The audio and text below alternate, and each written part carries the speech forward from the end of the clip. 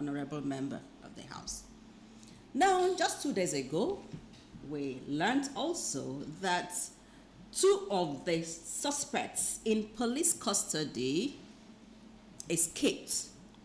They just escaped from police custody. I must say this is quite embarrassing, very, very embarrassing, that suspects in such a high-profile case should escape from the police. One would ask, so many questions can be asked, with regards to that.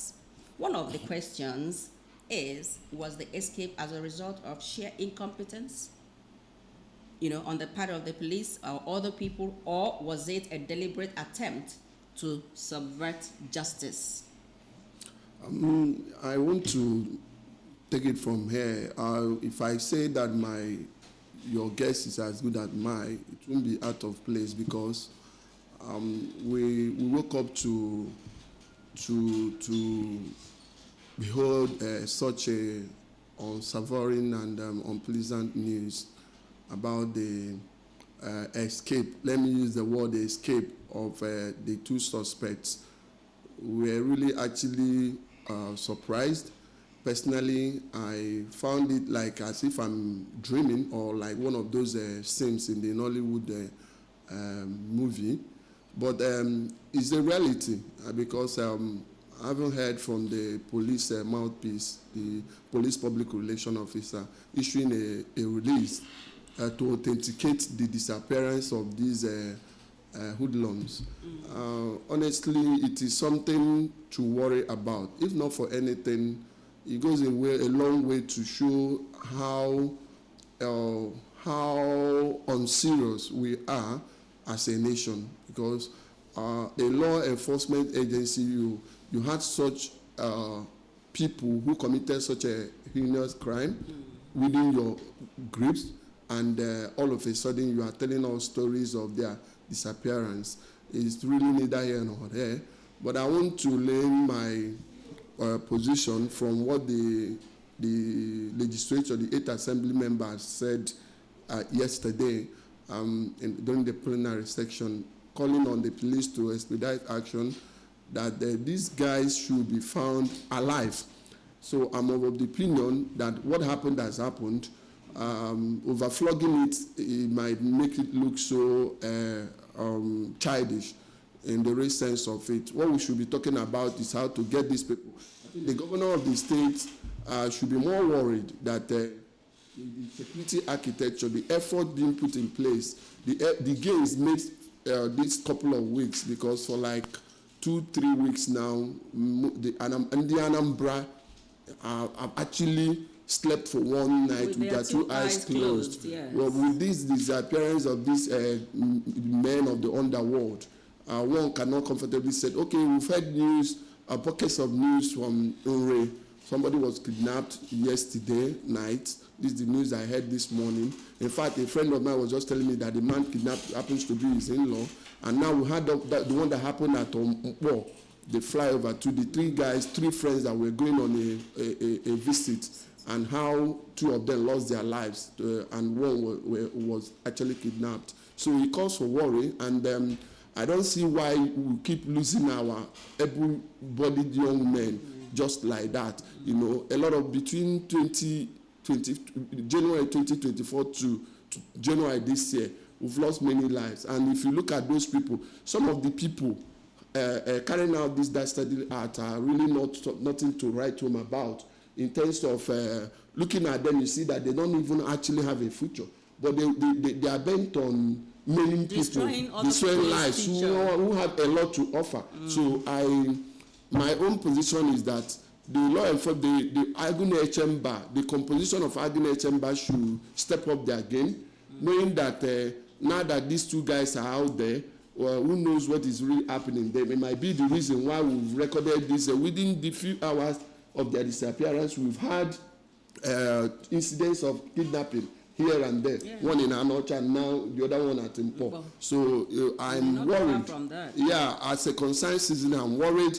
And I want to say this, that this is a time for total overhauling in terms of those who are managing our security. overhauling in the sense that you can't allow somebody who is not competent to be manning criminals, daredevil criminals, those you know that they kill for a living. So you don't just treat them with a kid glove. You must show some brutality too. It must be firm. You must give it to them the way they want it. You don't just leave them and say, this is not an emotional thing. If you allow a criminal to give him any space, he will escape. And that's exactly what this guy have done. But that is to say, I'm not saying that they actually escaped. In some quarters, some people are saying that they are acting out a script. But it remains to be seen if actually it was a planned deal or actually they escaped truly.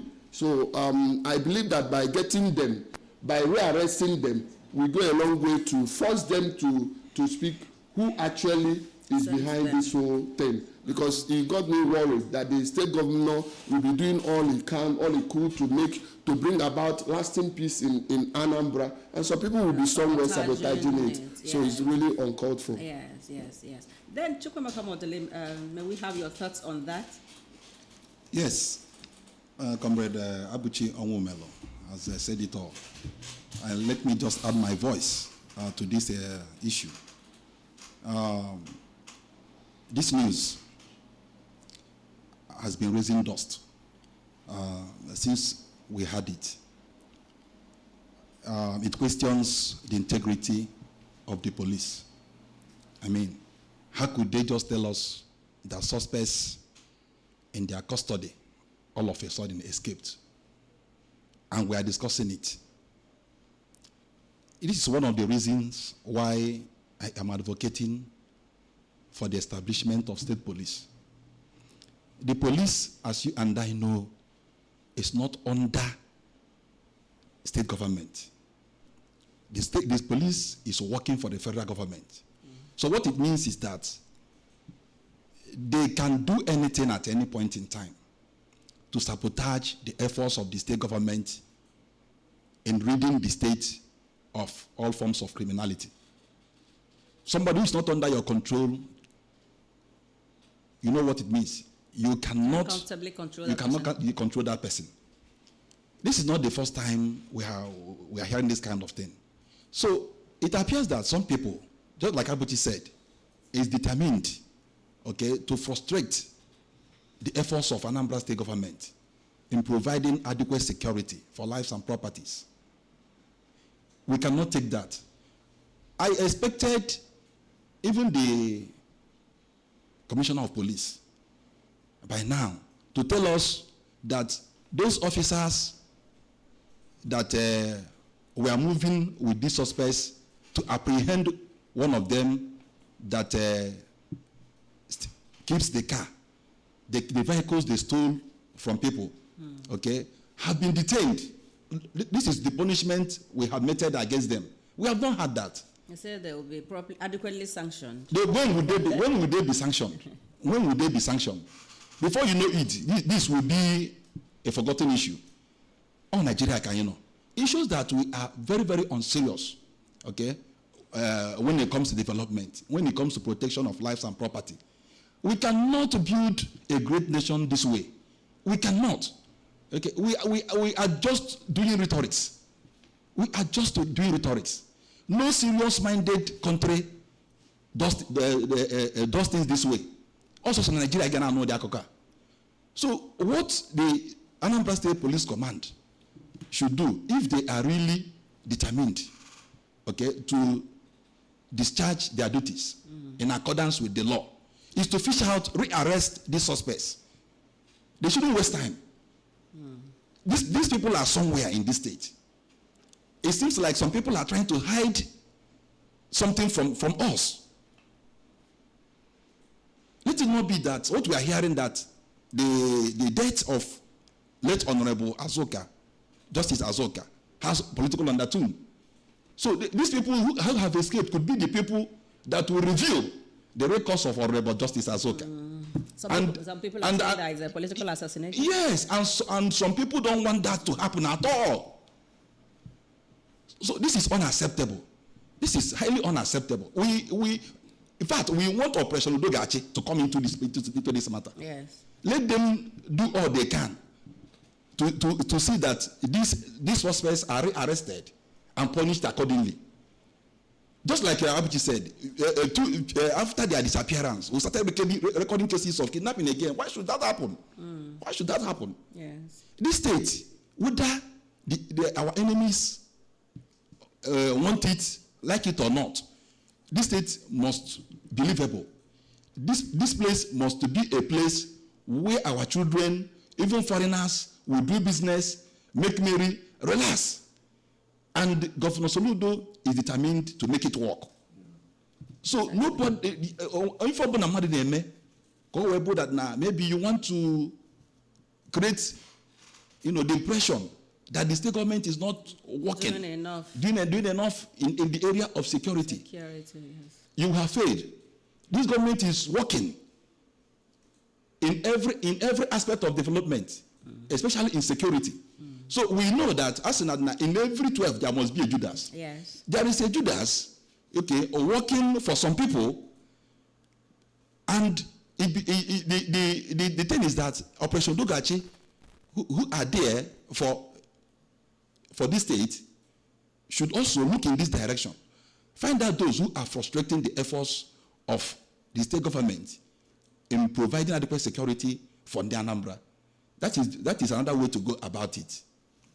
I had also in another Anambra, we have a new commissioner of police, and I was told that even the suspects escaped before even the new commissioner of police assumed duty. Really? Yes. They just told us that they escaped a few days ago.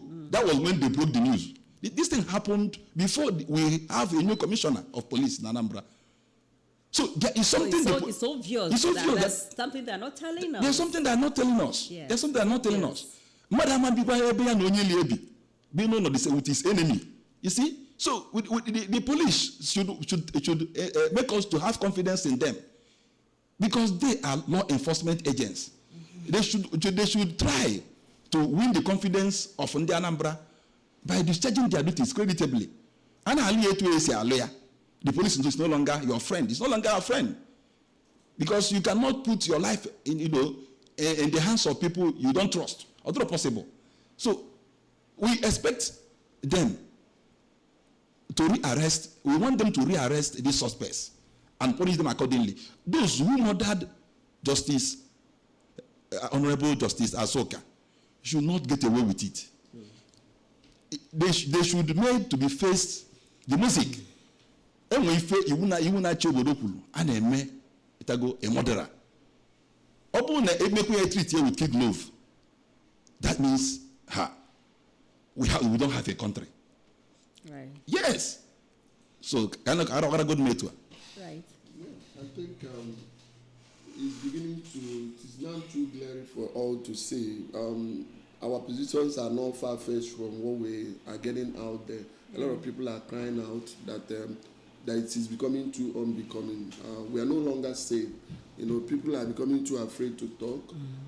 But still, we'll still have to air our views in certain matters, because keeping quiet will not even solve the problem. Right. So we are talking about lives and property here. We're talking about the destruction of human life. The sanctity of human life is no longer being cherished, and where do we go from here? So it's really a call for concern. Right. Thank you very much for that contribution. You've heard that. Police, please, we want you to prove that you are actually our friend. Please, let the death of Honorable Azoka not be in vain. Yes. Please. Thank you very much for that. Now, we woke up yesterday to hear that a former governorship aspirant under the Labour Party, Valentine Ozigbo, has resigned from the party. His reason, allegedly, is that Labour Party seems to be, or is as corrupt, if not more corrupt, than the other parties they have been condemning, or we have been condemning. This is quite alarming. Could this reason be true? Comrade.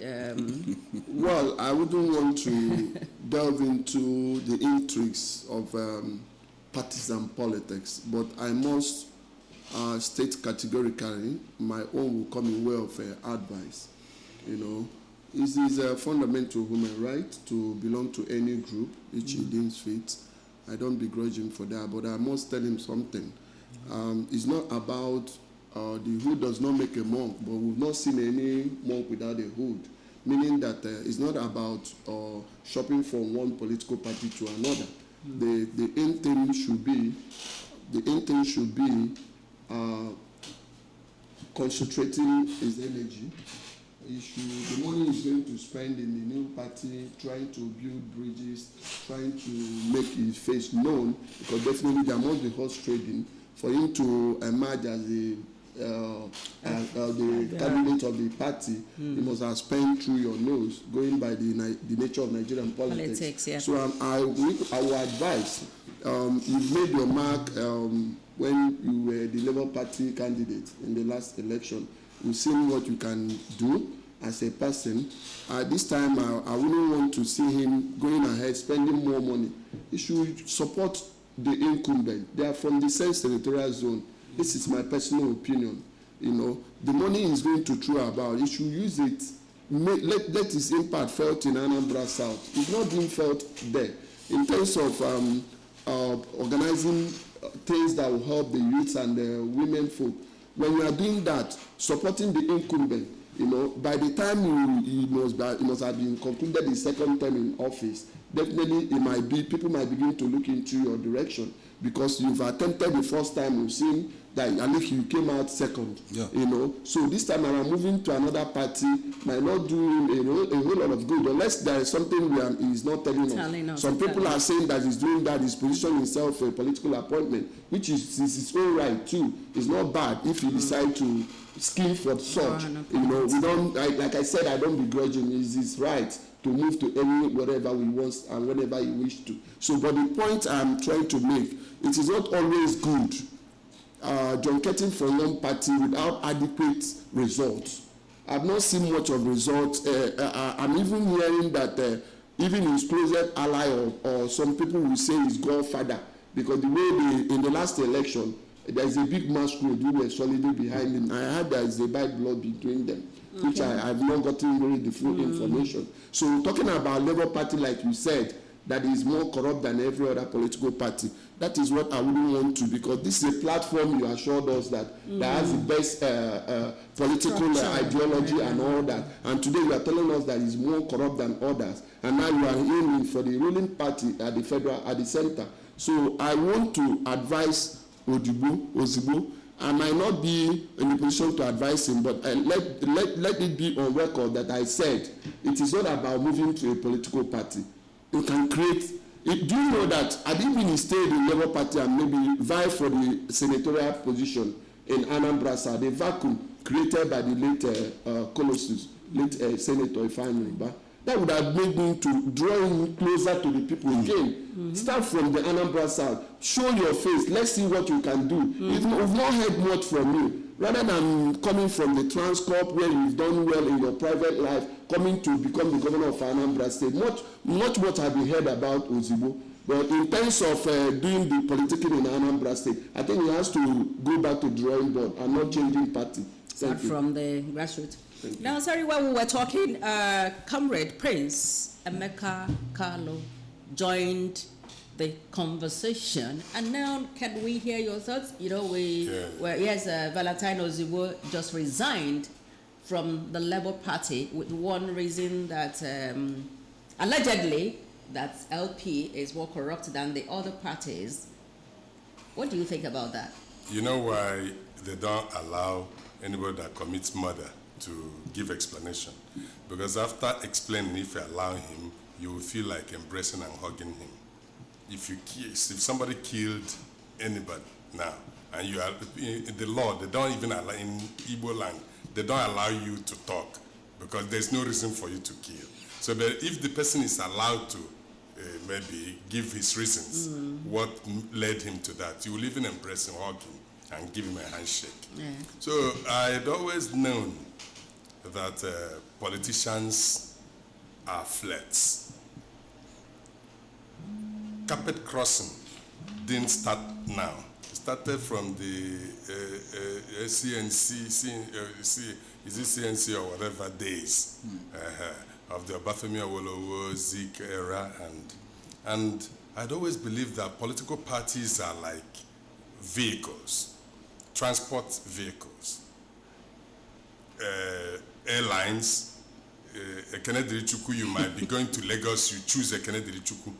You go to Lagos. If your driver is good, you feel he was rough, you will not use him again when coming back. And if you go and you have, your journey is very resourceful and bountiful, you may use APC and fly. You may fly.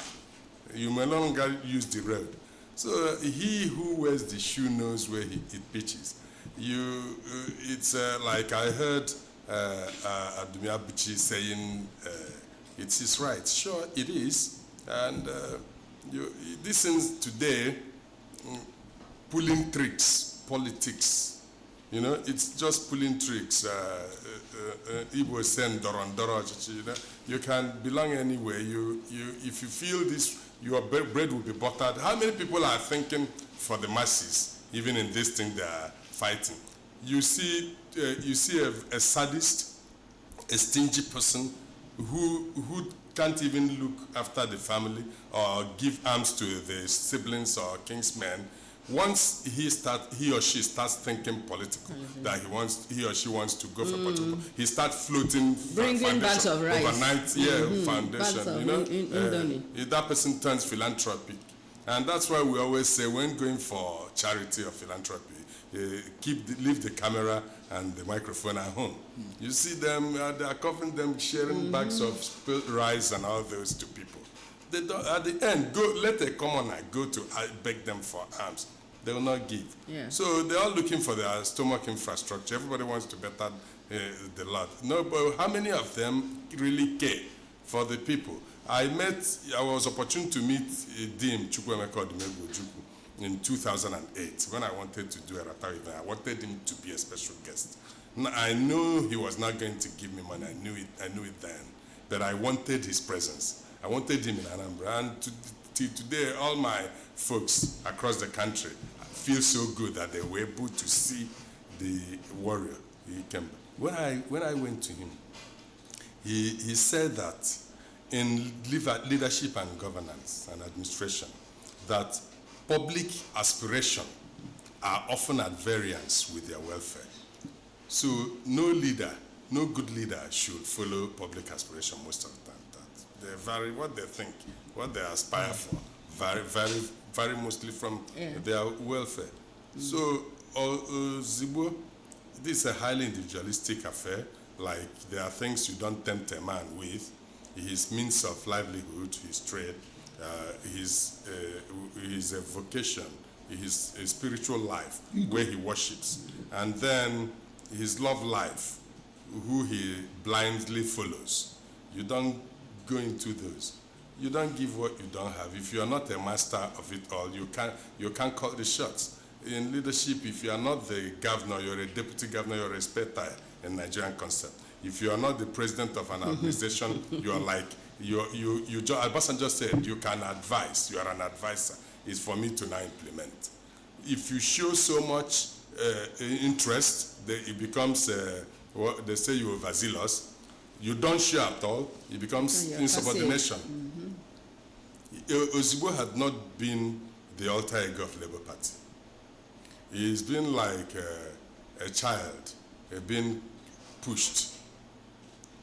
So if there's something he wants in Labour Party, he can only get it when the person at the top feels you are the right person to get it. And you can see, if he ever said that Labour Party is corrupt, you would have seen what Abure and the other man have been doing with the party. It's just like trading, word from here. This person say they sell the ticket for Labour Party. You bring billions. They give it to another person.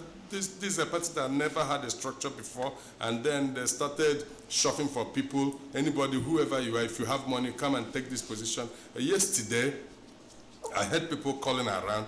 They want to do either Anambra State chairmanship, maybe committee, caretaker committee in Anambra State. They want to establish. I know for our dear Charles Onyawa of NLC is the political chairman of NLC in Labour in Anambra, and the other Tony Odiegu is the secretary. So now they are shopping for people. I heard from Abuja yesterday, people who will give them money. If once they are given money, if you bring enough money, your name will be added, maybe as chairman or secretary, to come and wheel over a veteran Onyawa. And okay. So it's like that. So you may not be. He might not be wrong if he says there's corruption in that Labour Party. I think so. I think there's a whole lot of it. Okay, thank you very much. There was something you said when you were making your observations that probably Val Ozigbo must have asked for something and probably the thing wasn't given to him and he now opted to resign. Chukwemeka Modelem, can we hear from you based on that? That should not be the reason, why he left the party.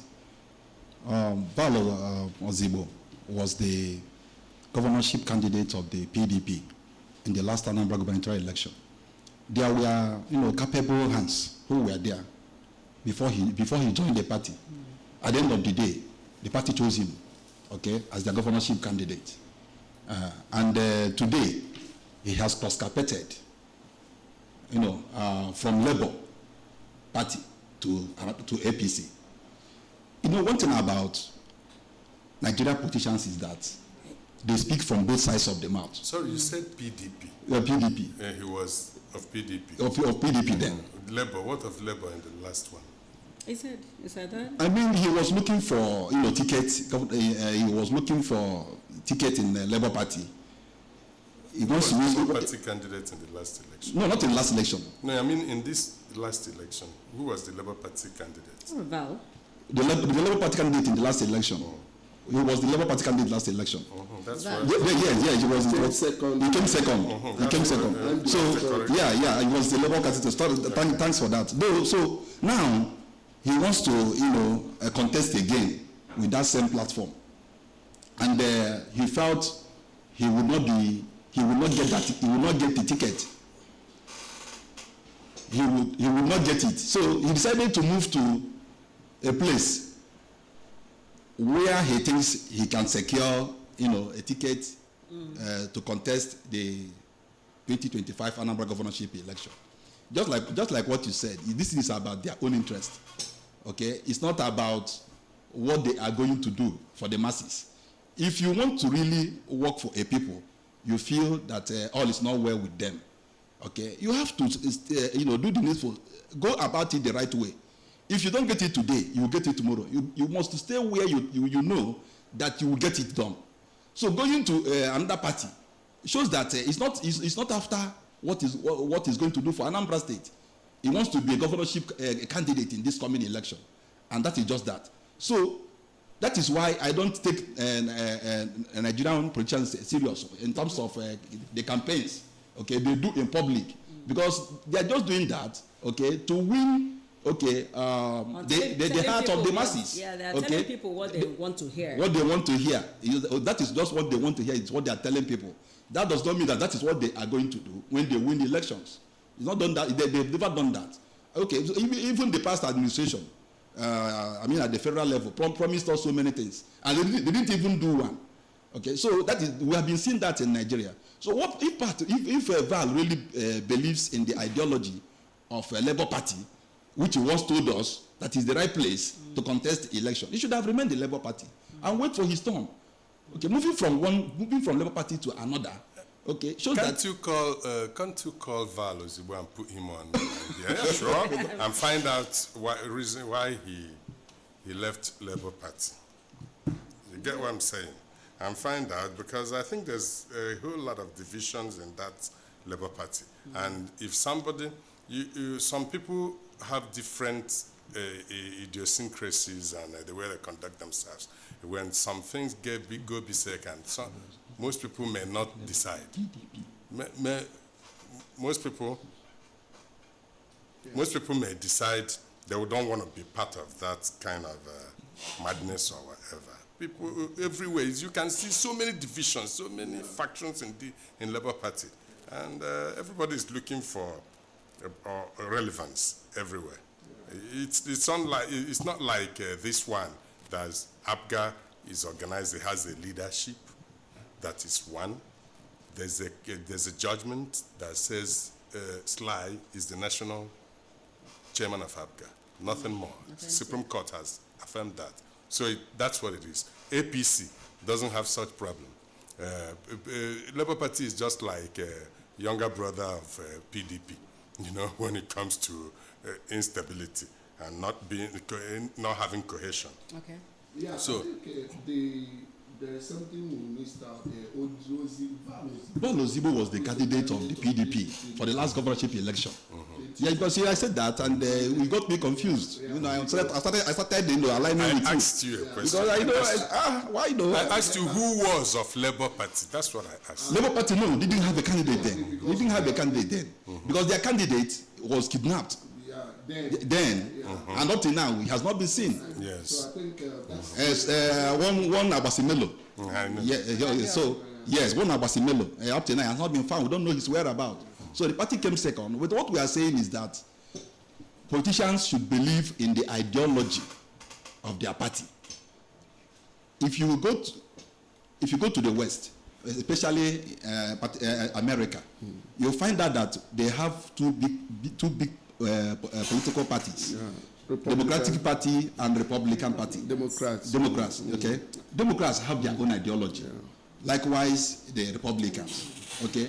Even if a democratically elected president of America from a Democratic Party, okay, is not doing well, the opposition, okay, we will only criticize him based on those areas he's not doing well, using their own ideology, that this is the way they should go about this.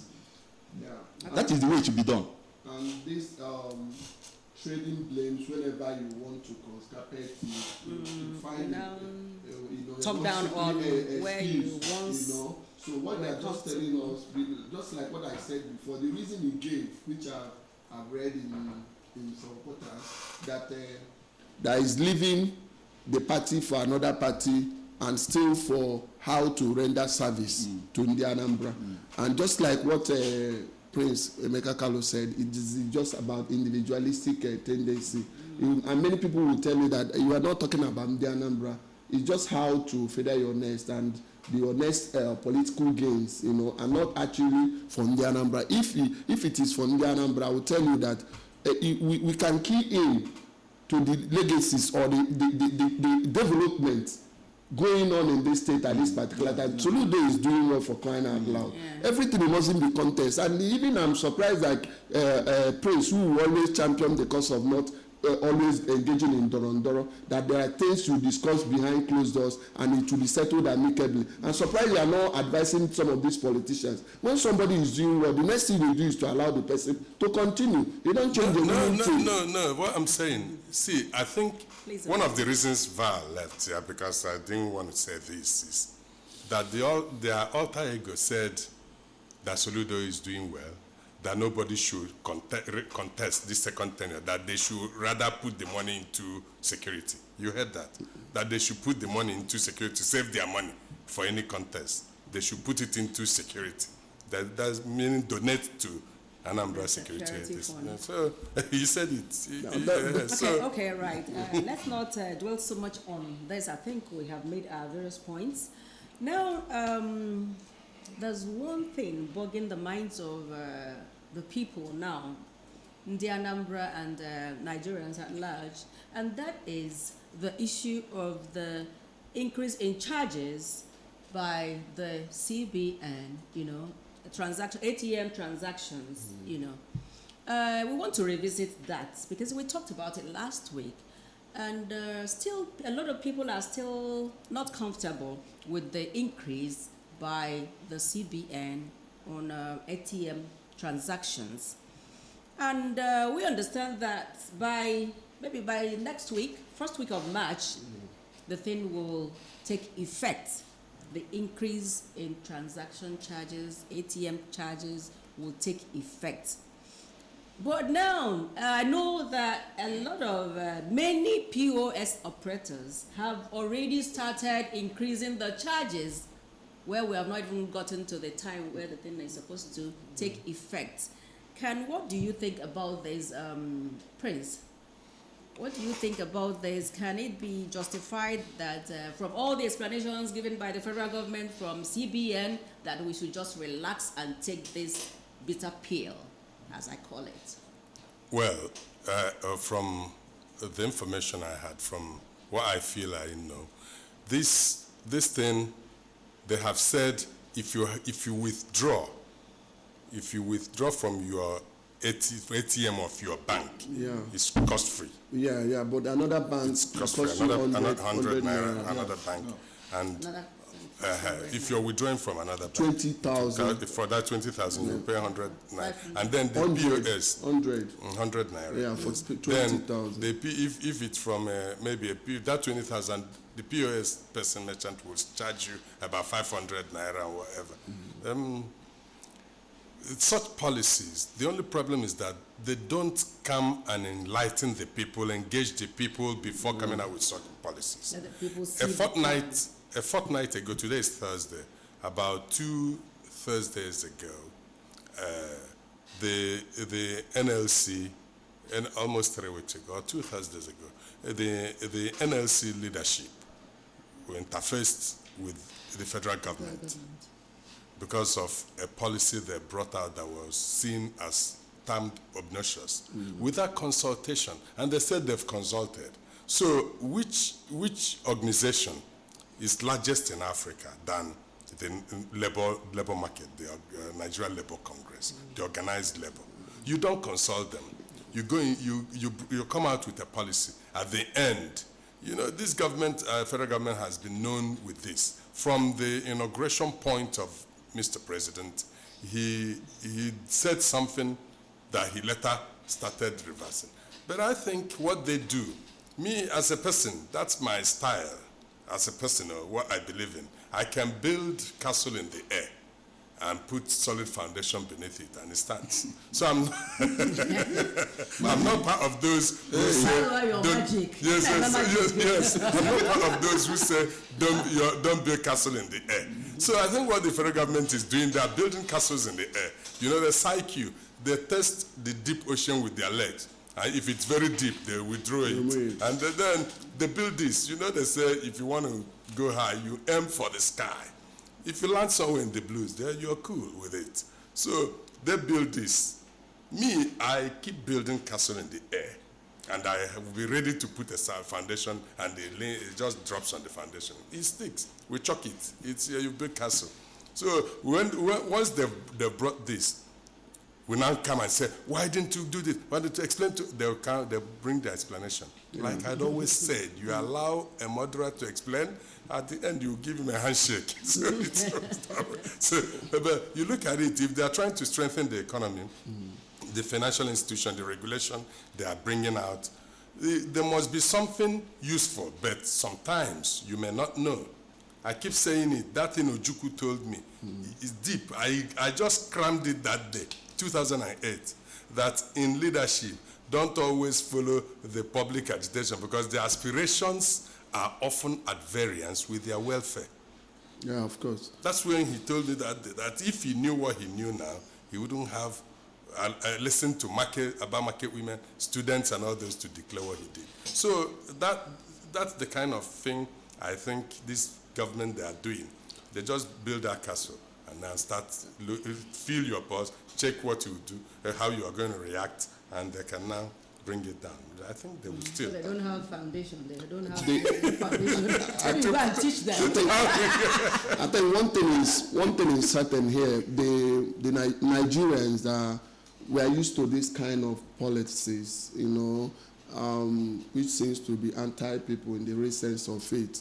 And I must tell you that no amount of rhetoric, no amount of drama that we can pull up here that will change what the federal government has already established. I must tell you, they are just waiting for the implementation, that March 1st. And you notice that the reason given by the CBN, they said that is for efficiency, you know, the ATM across the countries and all that. And these are the things they've already decided, and this is what they're going to implement. So they are just putting it out there, talking about engaging the NLC, like Prince said. As a labor leader, you should know the way things are working here. You have the experience more than all of us. So telling us that they've engaged the labor leader, truly they must have engaged some of them behind closed doors, even without our knowledge, you know, because that's so weird. But I must say that in this kind of situation, Nigerians are used to it. In fact, we grew thick skin in situations like this. Remember, every year we must come up with one dehumanizing policies that will affect the masses negatively. The last time was the issue of subsidy removal. We are still here today. We are still Nigerians, a very good people, happy people. So all we need to do is just, for every average Nigerian, tell us that thing that you want us to do. And when we see us doing it, we must adapt to every given situation. But I must tell them, as a political leaders, they should always feel the pulse of the people before taking out any decisions, just like in this case. I'm not talking about removing 100 naira. What they said, the clarification given, that if I'm within the banned premises and I'm taking 20,000 naira, 100 naira will be deducted. But if I'm doing it in any ATM that is not domiciled in a bank, and that will cost me 500 naira or more, according to them. So that should tell you the level of, will I say, the level of laxity in the banking institution. The policy makers should be at the forefront talking about this. These are about customers. So what are those financial experts, what are they doing about their customers? They are not doing anything. So the agitation should start from the bank managers, from those who own the CEOs of banks. But you see them relaxing. Okay.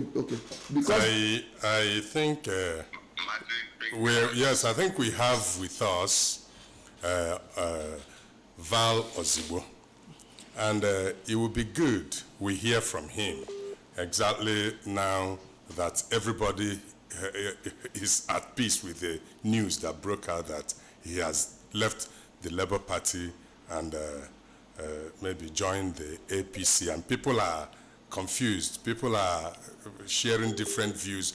Why he left because of this, he left because of that. So many allegations, so many supportive words too. So in the studios here, this is the journalist lounge. This journalist lounge on ABS FM. We have here the coordinator and anchor person, the director of news and current affairs department of the ABS, Judy Jeff Mwabweze. We have a media practitioner, administrator, Abuchi of Fides newspapers, and we have Chukwuemeka Modelemu, correspondent of the House of Assembly in ABS of the news department. All the three NUJ serving officers and members, and I'm the National Vice President of Radio, Television, Theatre and Art Workers Union, Ratau, Southeast. And we are in the studios in ABS, and we felt in this hour we should hear from you than speculations. So you talk to the people. Oh, network. He'll get back. Let's try getting him back. Okay, right. Can I continue? Continue the ATM charges. Yeah. So what I'm saying is that we're beginning to adjust. I'm happy you said that even before the deadline given, which is March 1st, and the POS operators have already started doing what? Increasing their charges. That is to tell, you can see people doing their normal businesses without any qualms. What that shows, okay. So what that shows that we can always adapt to every given situation. So the policies, if it is for our own good, let us see how far it will go, because I've not seen any challenges we are facing at this very point. Nigerians have complained about the exorbitant charges the POS operators are taking from us. And when we agitated, what did they said they will start arresting them. They even gave them certain charges that they should be implemented across board. But how many of them are doing that?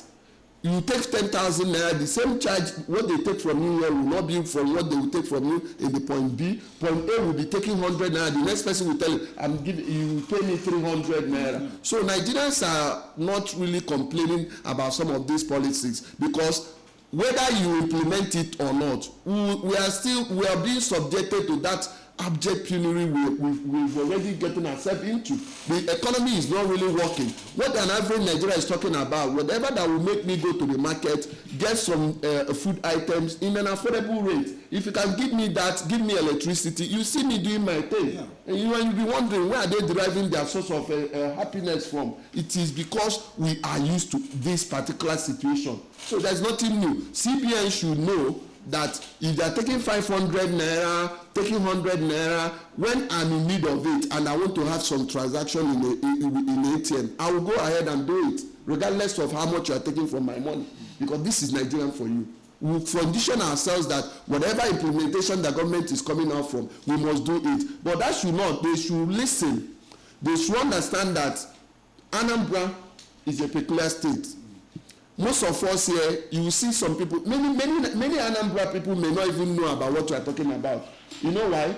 Because we do on daily basis, we transact businesses from different kind of situations, either taking money or withdrawing or even giving. So we are not really concerned about how much charges you are giving to us, provided you are giving all that services. Give all the services and leave the rest for us. That is average Anambra man or woman for you. Okay, right. Thank you very much. Yes, for me, we are running short of time. Yes. Mine will be quick. For me, CBN wants us to, stick to our banks. Since you know that if you withdraw money from a bank that is not yours, it attracts charges. You wouldn't do that. You stick to your banks. If we stick to our banks, most of the time these banks, they don't even have the money. They don't have the cash to give out. Yes. If you go there, you stand from morning till evening without being attended to. That is another thing CBN has to look into. Okay, because this has been a problem that they have not been able to solve. And the cash will be there. It's not that they don't even have cash. They will not give it to you. They will be waiting for point of sale operators, to come and take the money. And give them some appreciation, and that is why they are doing it that way. So the policy for me is ill-timed. It's ill-timed, no matter how you look at it, because currently Nigerians are facing economic hardship, and coming up with this one is worsening their living condition. So CBN should look at it from this angle, and reverse that policy in the interest of the commoners. Right, thank you very much. Now, just 2 days ago, I believe, we recorded the death of an elder statesman, an Ijaw person, a political figure, very prominent political figure in Nigeria. He was a former Federal Commissioner for Information, and I learned he was a senator in the person of Pa Edwin Clark. Yes, and a lot of tributes have been pouring in, glowing tributes at that. They've been pouring in for the elder statesman, telling us how towering figure he was. Now, in what way or how best would you think Nigerians would remember him and immortalize him? Okay. For me, Edwin Clark was a leader who spoke truth to power. He was a fearless Ijaw leader. Anytime there was a problem in Nigeria, the man would always comment on it. And he was always transparent whenever he was addressing any issue. Ready to bear his mind. Yes, ready to bear his mind. Okay. I remember that during 2023 presidential election, okay, he came out and said that this is the time for Nigeria to allow the Southeast to produce the next president of this country. Okay, that others have had their turn. That any tribe contesting this with the Southeast is not, doing the right thing. Even though some people, criticize him for that, but he maintained his stand. That Southeast have South Nigeria, they have paid their dues. That this tribe is part and parcel of Nigeria. Why is it that they cannot be allowed to produce the president of Nigeria? So the man spoke his mind, and that is Edwin Clark. Even when former President Olusegun Obasanjo, criticized him for saying that there was need for restructuring when President Jonathan was former President Jonathan was leading the state. The man said yes, there was need for restructuring because the current presidential system of government is no longer working. Okay, so that we should return to what worked for us when we had independence, when Nigeria did not, when we had regions that use their mineral resources to develop their economy. And what David Edwin Clark said then was not implemented, and that is why we are still suffering today. So he was one man who always spoke his mind on any issue. Now he's Yeah, you're back. So you want to talk to him? I'm on a village network in so yes. Okay. Echi gwa ndị Anambra ka onye ọbụla amalụ reason iji wepụ na Labour Party. Why you left the Labour Party? Am I on any station? You are on ABS. Everybody, the whole world is listening at the moment. You're on ABS. But you should have no heads up. Unfortunately, I'm driving and I'm heading to where you're not going to have No problems. Okay. Okay, so you can't talk now. Not a good time, but let me just say that every decision I take is for the interest of Anambra. I don't take it for my personal gain or reason. Okay. There's a need for us to realize that the progress of Anambra is the most important. We have seen the tide.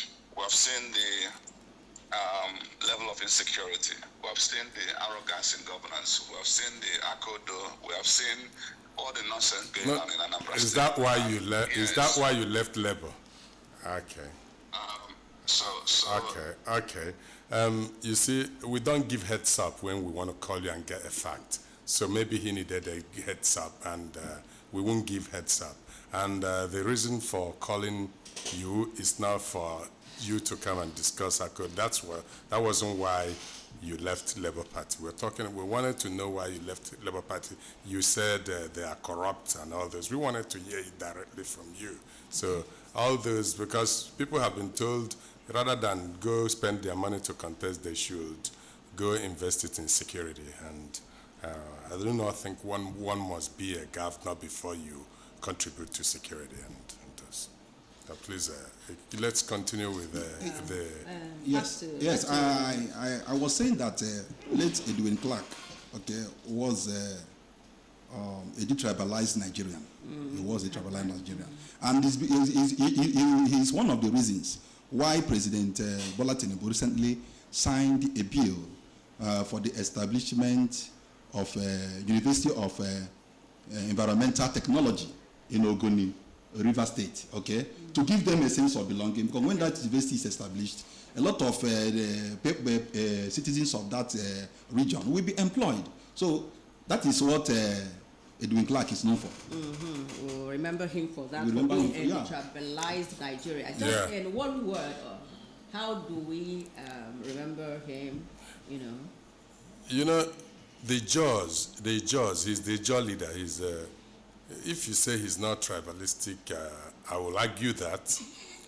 Because if you remember when Ken Saro-Wiwa, who persecuted the Igbos grossly, was about to be maybe condemned by the military junta, he ran to Ojukwu. Ojukwu said, "Good morning" by 4 p.m. So Edwin Clark is now a nonagenarian. He died at 97, age of 97. So he's a nonagenarian. At that age, you start seeing God. You start seeing the angels. You know you are already dead. So you start atoning for what you've done before. So they break the house. They break the house. They want to repair it. Cost of repairing is more expensive than that of building.